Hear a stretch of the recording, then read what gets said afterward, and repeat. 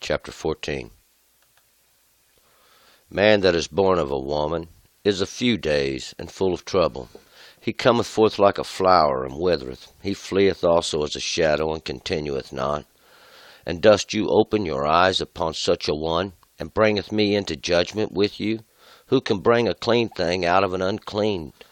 Not one. Seeing his days are determined, the number of his months is with you, and you have appointed his bounds, that he cannot pass.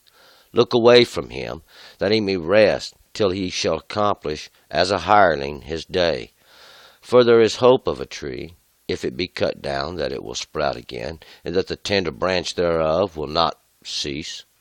Though the root thereof wax old in the earth, and the stalk thereof die in the ground, yet through the scent of water it will bud, and put forth boughs like a plant.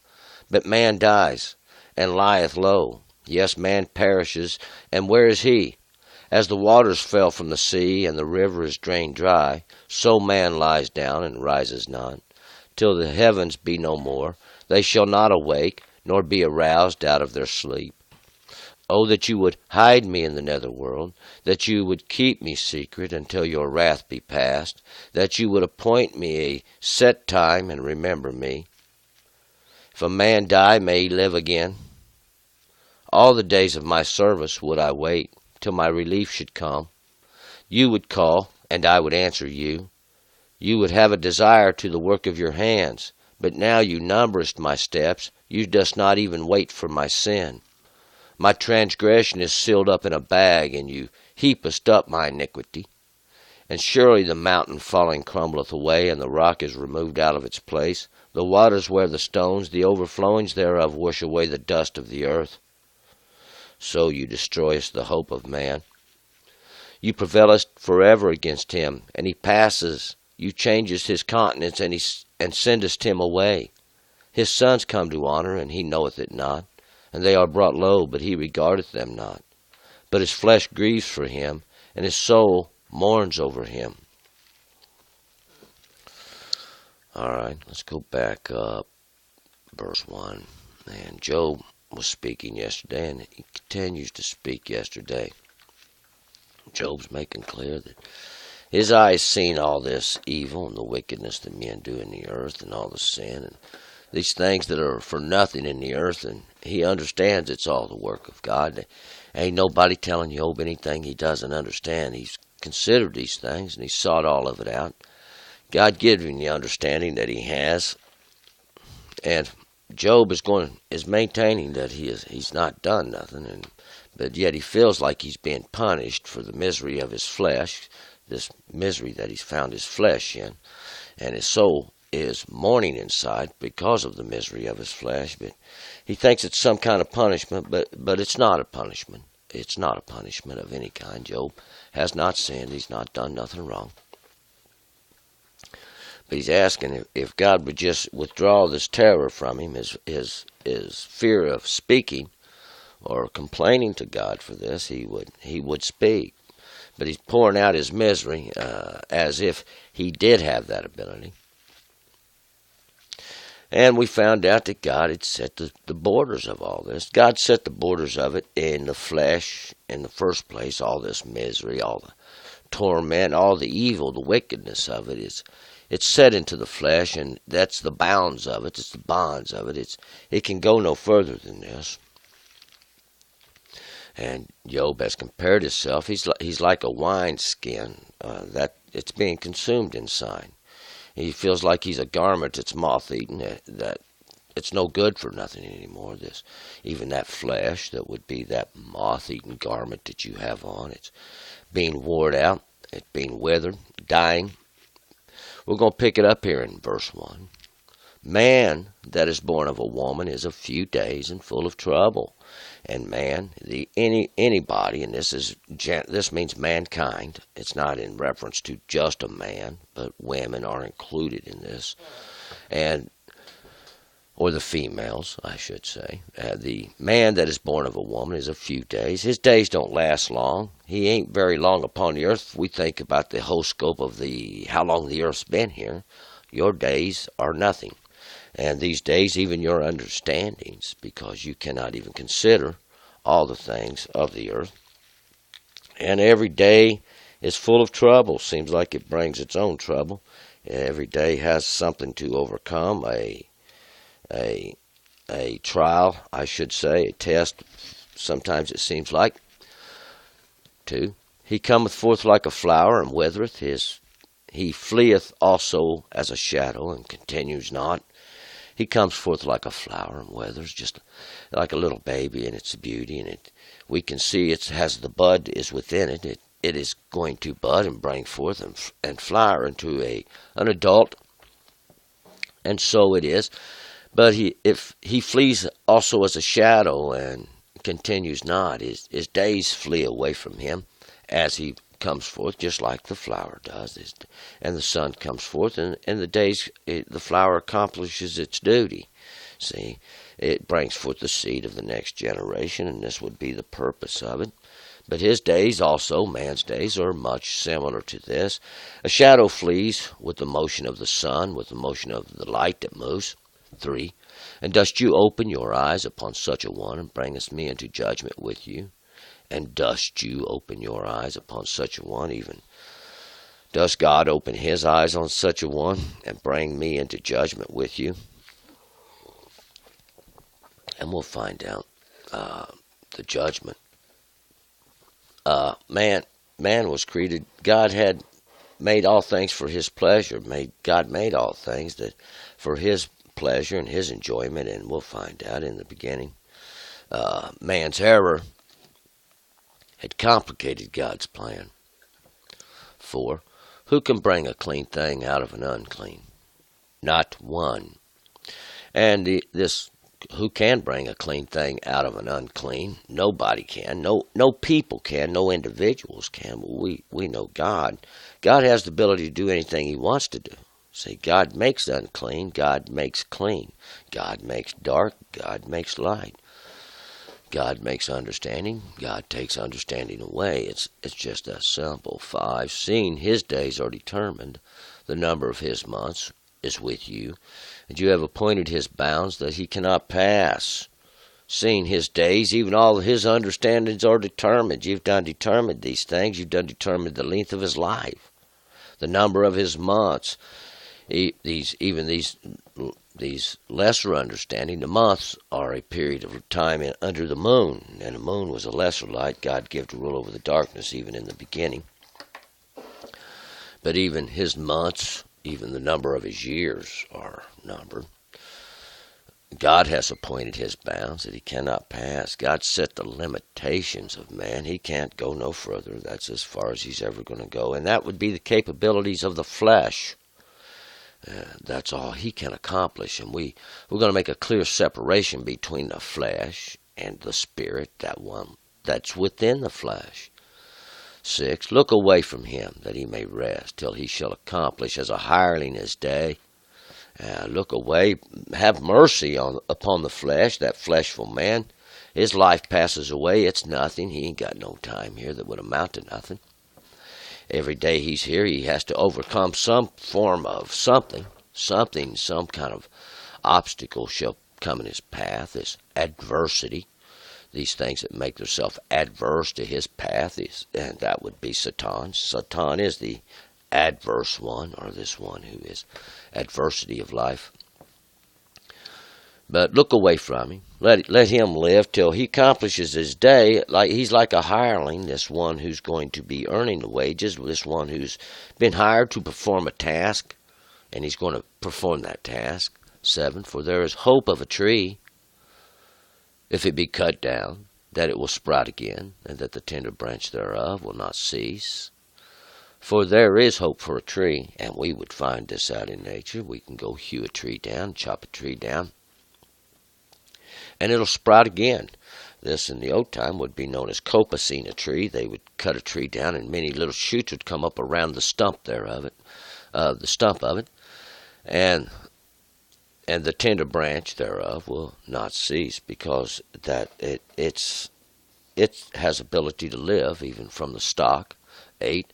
Though the root thereof wax old in the earth, and the stock thereof die in the ground, and that stock is the stump That would be the stump that we would see left over from the tree that was hewn down. Even though the root wax old in the earth after many, many days, even though it appears that the stump is dead and there's no life in it, we'll find out that underneath the ground, 9, yet through the scent of water, it will bud and put forth boughs like a plant. But yet, through the scent of water, with a little bit of water, and you look at that like water's like understanding that descends. It will bud. It will bring forth the sprout. It will sprout and put forth boughs like a plant. It will put forth its limbs again, just like a plant does. 10. But man dies and lies low. Yes, man perishes, and where is he? But man dies. When man dies, where and lies low, they bury man, put him in the ground, and he perishes. He's dead.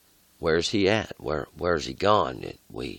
Can we see anything bud come forth from there?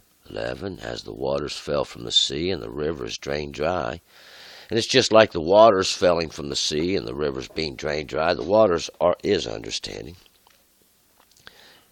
From the sea. The sea represents the great waters that are gathered together, and the river is that which descends. When these are drained dry. 12. So man lies down and rises not, till the heavens be no more. They shall not awake, nor be roused out of their sleep. So does man lie down and rise no more. That's it. He's done. And we're talking about the fleshful man even. Till the heavens be no more, they shall not awake. Till the heavens, even the greater understandings, be no more. All these things that are above, all the things that are above that seem to be out of reach, they shall not awake. There'll be no more waking up, nor be roused out of their sleep. They have died. 13.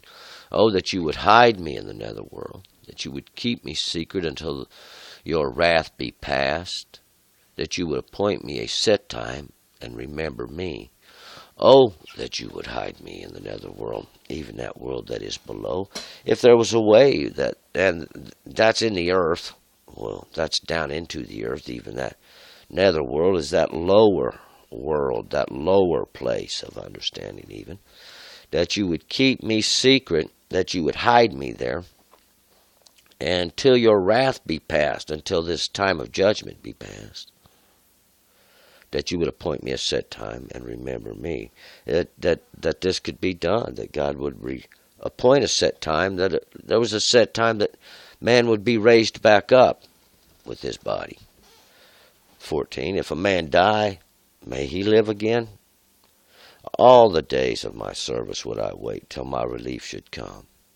Now if a man die, may he live again? No, the flesh is dead. All the days of my service would I wait till my relief should come. If it was possible, all the days of my service would I wait. There would be no problem.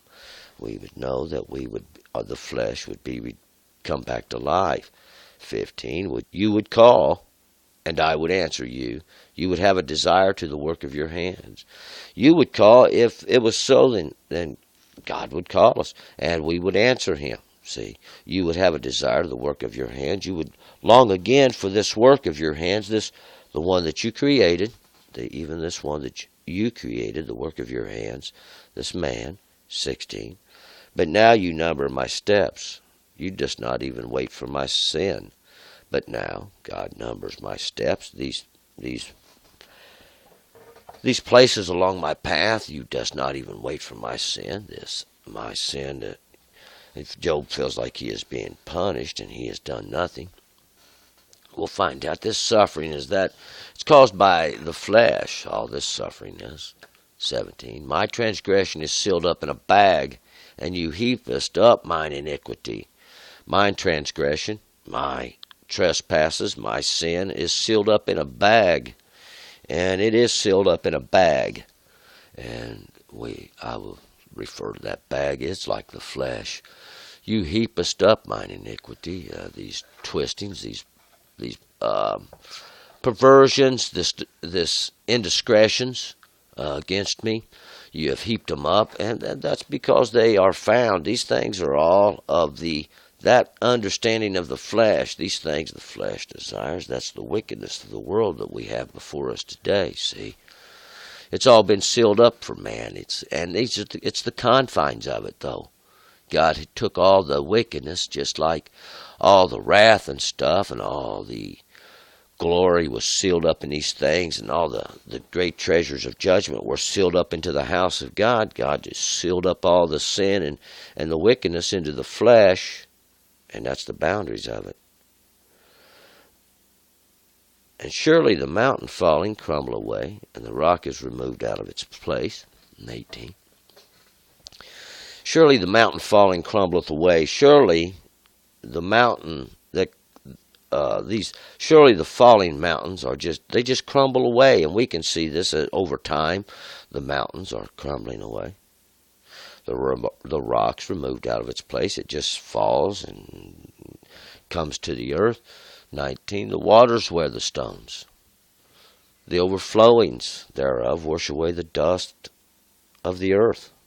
The waters wear the stones. That's what's doing it. These waters, these things coming down from heaven, this understanding, this water from God, the rains even, the overflowings thereof. That's what's wearing the stones. That's what's breaking it. That's what's tearing the mountains down. And they wash away the dust of the earth. They wash away the dust of the earth, even that which man was created from. And you destroy the hope of man. And you destroy the hope of man. That was the hope, this flesh. That is the hope of most men. But we'll find out the understandings that come down from God can wear away that of the flesh. That's what they have come to purify, to wash away, to cleanse, because it's the spirit inside, this understanding that is within us, that should be reaching and trying to understand God, because the flesh has no part in it. 20. You prevailest forever against him, and he passes. You change his countenance and send him away. You prevailest forever against him. God does prevail against the flesh, against the mortal man, and God prevails against your spirit too, because these things God has brought you in your understanding exactly was the desire of your heart. God changes his countenance and sends him away. God has the ability to change your face. And this countenance, your face, you can go from a smile, being happy, to a sad, tears falling out of your eyes in a matter of moments. God has the ability. That's changing your countenance. At least that thing's made plain that we can see. That would be your countenance, your face. So God has the ability to do these things, and he sends him away. God sends him away in his judgment. God has a way of correcting a man in his path. 21. His sons come to honor, and he knows it not. They are brought low, but he regards them not. His sons come to honor. He don't know it. He's dead. He has died, and he doesn't know what his son's going to do. And they are brought low, and they go to the earth, and they go to the grave, and he regardeth them not, and he doesn't recognize them there, because that's a fleshful understanding. 22. But his flesh grieves for him, and his soul mourns over him. But his flesh grieves for him. His flesh is a grief to him. That's what his flesh is. It's a grief to the inner man. It's what's caused him to suffer. It's what's caused him to come to repentance. His soul mourns over him. This brings his soul to mourning. His inner man is brought to mourning by the flesh, the tribulations, the trials of it, even just the problems in the earth. And we can take away all the disease and all the sickness of it. That just to complicate, to multiply, to add to the suffering of it. But these things we see, and God teaches us to separate. Separate, because from the beginning, he separated. Even light and darkness, he began to separate. And water and earth, he began to separate. God loves to separate.